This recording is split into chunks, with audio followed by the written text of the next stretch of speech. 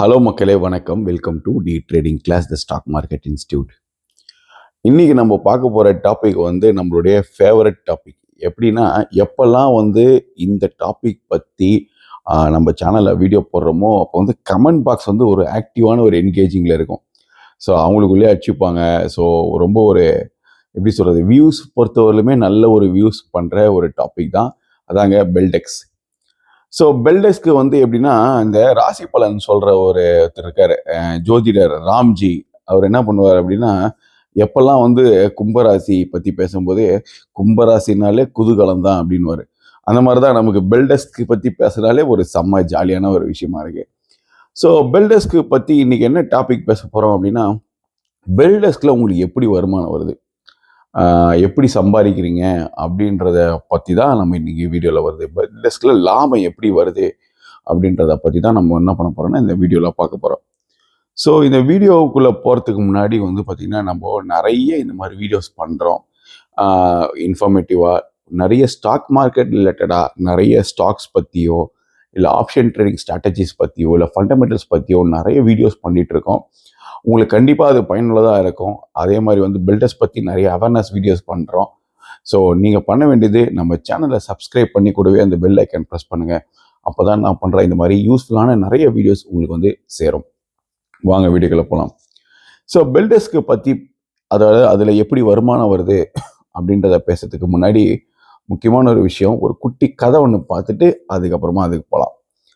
So ஒரு குட்டி கதை என்ன அப்படின்னா, ஒரு ஊரில் வந்து என்ன பண்ணுறாங்கன்னா, ஏபிசி அப்படின்னு 3 பேர் இருக்காங்க. ஓகே, எப்படி ஏபிசி அப்படின்னு ஒரு 3 பேர் இருக்காங்க.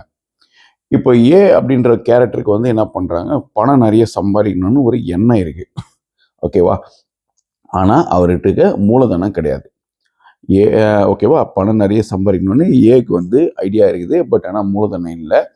ஸோ அதனால் அவர் என்ன பண்ணுறாரு, பி கிட்ட என்ன சொல்கிறாரு, நீ எனக்கு 1,00,000 ரூபாய் கொடு, நான் மாதம் 10,000 ரூபாய் உனக்கு கொடுத்துட்றேன் அப்படின்னு சொல்கிறாரு. ஓகே, 1,00,000 ரூபாய் கொடு, நான் உனக்கு மாதம் 10,000 ரூபாய் கொடுத்துட்றேன் அப்படின்னு சொல்கிறாரு.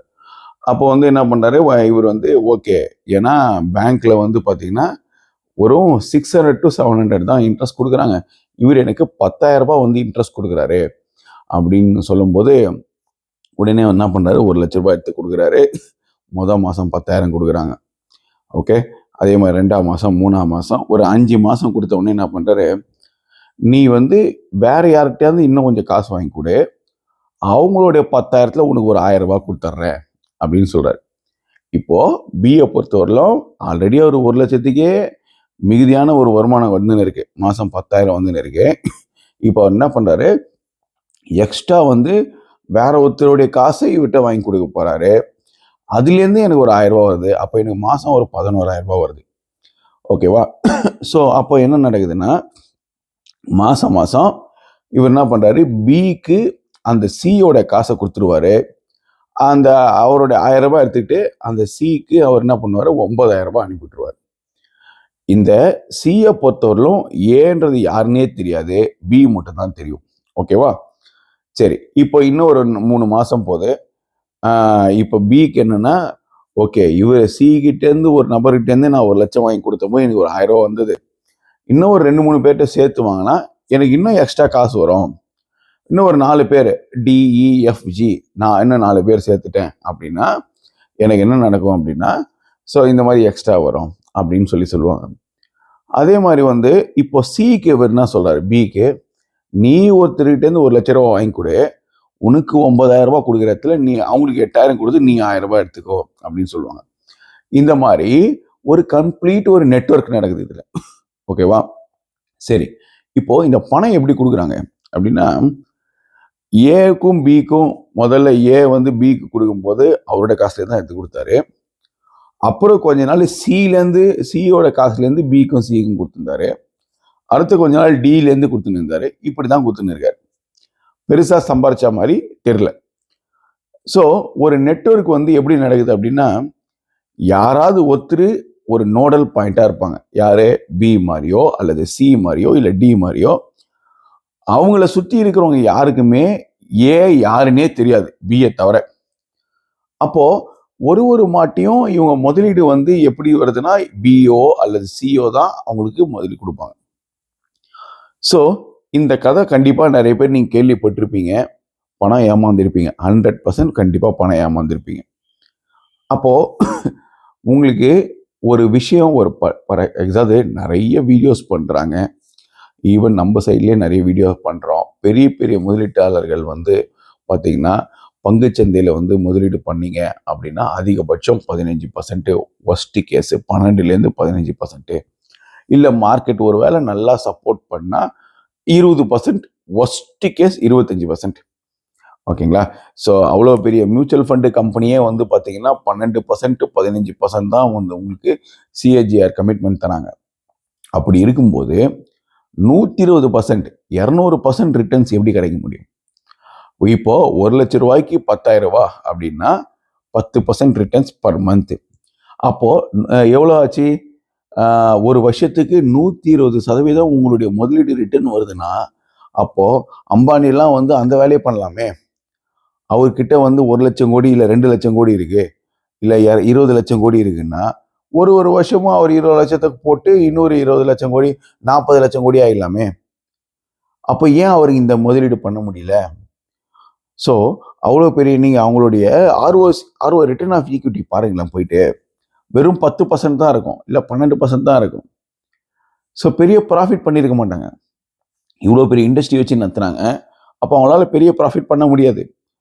அப்போது எப்படி வந்து இவங்களால பண்ண முடியும் அப்படின்னும் போது ஒரு கட்டத்துக்கு மேலே காசு இல்லை, அவங்களால பண்ண முடியல, மாட்டிக்கிட்டாங்க. என்ன பண்ணிட்டாங்க? மொத்தமாக எடுத்துகிட்டு போயிட்டாங்க.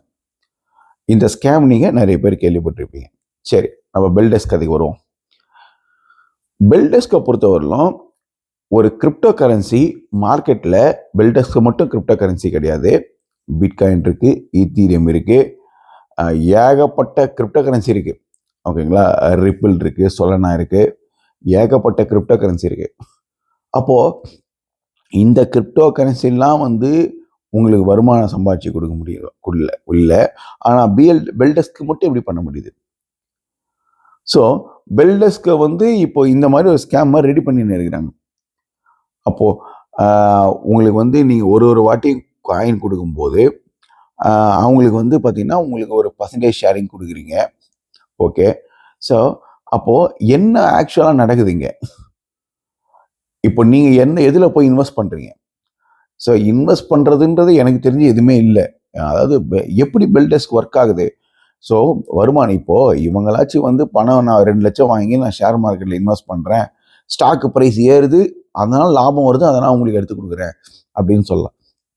பட் இங்கே பெல்டெஸ்க்ன்ற கிரிப்டோ கரன்சி எதன் மூலயமா வந்து உங்களுக்கு வருது?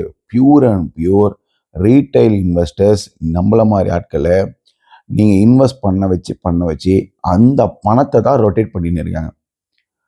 ஸோ இப்போது நான் சொன்னேன் இல்லையா, அந்த முதல் ஏவும் பிக்கும் இருக்கிற கனெக்ஷனில் ஏ வந்து பிக்கு ஒரு 5 மாதம் கொடுத்துட்டு இருந்தாரு, சிக்கு ஒரு 3 மாதம், ஒரு எக்ஸாம்பிளுக்காக. இப்போது அந்த மாதிரி நிலைமை தான் இப்போ போயின்னு இருக்கு. ஸோ இது எப்போ லாக் ஆகணும்னு யாருக்குமே தெரியாது. ஒரு கட்டத்துக்கு மேலே உங்கள் மொத்த பணத்தையும் விழுங்கிட்டு கண்டிப்பாக லாக் ஆகிறதுக்கான பாசிபிலிட்டி இருக்குது. சரி, நீ எப்படி சொல்கிற இதை அப்படின்னா, என்னுடைய முதல் வீடியோ பெல்டெஸ்க் வீடியோ போய் பாருங்கள். 250 கமெண்ட்ஸ் இருக்குது. இதில் ஒரு 5-10 பேர் தான் வந்து பெல்டெஸ்க்கு ஆதரவாகவும், மீதி 190 பேர் வந்து பெல்டெஸ்க்கு எதிராகவும் தான் கமெண்ட் போட்டிருக்காங்க. ஸோ யாருன்னே தெரியாத ஒருத்தர் வீடியோ கமெண்ட் பண்ணும்போது அவங்களுக்கான ஒரு முழு சுதந்திரம் கண்டிப்பாக கிடைக்கும். அப்படி இருக்கும்போது அவங்களால வந்து நல்லதாகவும் போட முடியும், கெட்டதாகவும் போட முடியும். எவ்வளோ பேர் வந்து நான் 8 லட்சம் லாஸ் பண்ணிட்டேன், 2 லட்சம் லாஸ் பண்ணிட்டேன், ஃப்ராடு கம்பெனி அப்படின்னு. ஸோ நிறைய நடக்குது இதில். அப்போது என்னுடைய ஒரு பெரிய ரெக்வஸ்ட் என்ன அப்படின்னா, நீங்கள் பெல்டெஸ்கில் முதலீடு பண்ணுறீங்க அப்படின்னா, ஸோ உங்களுடைய அசலான இன்வெஸ்ட்மெண்ட்டை எடுத்துருங்க, நிறைய முதலீடு பண்ணாதீங்க. ஸோ ஒருவேளை இப்போ என்கிட்ட கிளைம் பண்ணுறவங்களாம் என்ன கிளைம் பண்ணுறாங்கன்னா, பெல்டெஸ்க் வந்து ஒரு பிட்காயின் மாதிரி, இன்னும் ஒரு 5 வருஷத்துலேயோ 10 வருஷத்துலேயோ அது வந்து $1,00,000 போயிடும் அப்படின்னு சொல்கிறாங்க. தாராளமாக தப்பே இல்லை, முதலீடு பண்ணுங்க. ஆனால் கண்மூடித்தனமாக 10 லட்சம், 20 லட்சம், 30 லட்சம், 1 கோடின்னு இன்வெஸ்ட் பண்ணுறதை தயவு செய்து அவாய்ட் பண்ணுங்க. ஸோ ஒஸ்ட் கேஸ் ஒரு 50,000, ஒரு 50,000 தாண்டாதீங்க போகிறோம். ஏன்னா உங்களுடைய டைவர்சிஃபைடு இன்வெஸ்ட்மெண்ட்டாக நீங்கள் நினச்சிங்கன்னா உங்களுக்கு மாத வருமானம் வரப்போகுதுன்னும் போது 50,000 போய் தெரியும். அதிகமாக முதலீடு பண்ணி நிறைய லாக் ஆகாதீங்க. ஓகேங்களா? ஸோ இது என்னுடைய ஒரு இந்த பதிவாக ஒரு அவேர்னஸ் வீடியோவாக இருக்குது. ஸோ இன்னும் நிறைய விஷயம் நான் ஒன்று ஒன்றா நான் கேதர் பண்ண கண்டிப்பாக வீடியோஸ் பண்ணுறேன். ஓகேங்களா? ஸோ உங்களுக்கு இந்த வீடியோ பயனுள்ளதாக இருக்கும்னு நினைக்கிறேன். ஸோ மறக்காமல் நம்ம சேனலை சப்ஸ்கிரைப் பண்ணிங்க. இன்னொரு சூப்பரான ஒரு வீடியோவில் சந்திக்கலாம். நன்றி, வணக்கம்.